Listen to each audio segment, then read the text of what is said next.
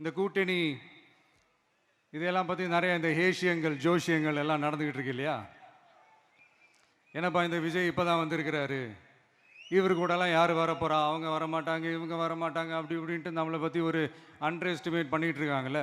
அதுனா நமக்கு புதுசாக என்ன? 30 வருஷமாக நம்மளை அண்டர் எஸ்டிமேட் பண்ணிட்டு தான் இருக்கிறாங்க.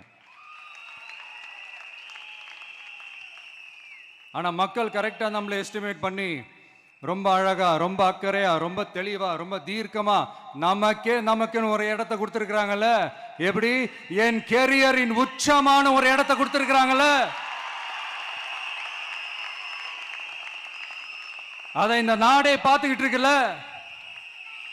ஏன் அப்படி எனக்கு அந்த இடத்தை கொடுக்கணும்? ஏன்னா இந்த விஜய் நம்ம பிள்ளையாச்சே, நம்ம அண்ணனாச்சே, நம்ம தம்பியாச்சேன்னு சொல்லி அவங்க மனசுல அப்படி தோணுது.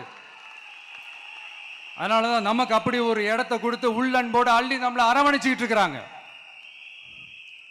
அப்படி நம்மளை நம்புறவங்களுக்காக நாம உழைக்கிறதே அது ஒரு பழக்கமாகி இப்ப அதுவே என்னுடைய ஒரு ஒரிஜினல் கேரக்டராகவே மாறிடுச்சு.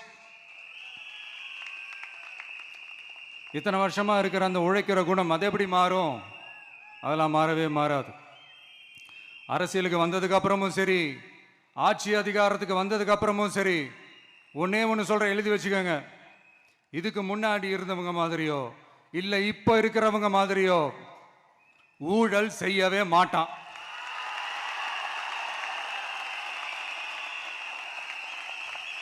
ஒரு பைசா தொட மாட்டான். எனக்கு அது அவசியமே இல்லை. புரிஞ்சுங்களா உங்களுக்கு?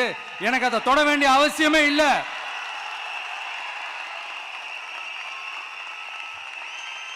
ஒரு துளி ஊழல் கரை கூட படியவே படியாது, படியவும் விட மாட்டான். நீங்க கேட்கலாம், இது என்ன சினிமாவா, இது என்ன முதல்வன் படமா, ஒரே நாள் நம்ம இவர் எல்லாத்தையும் கிளீன் பண்ணிடுவாரான்னு நீங்க கேட்கலாம்.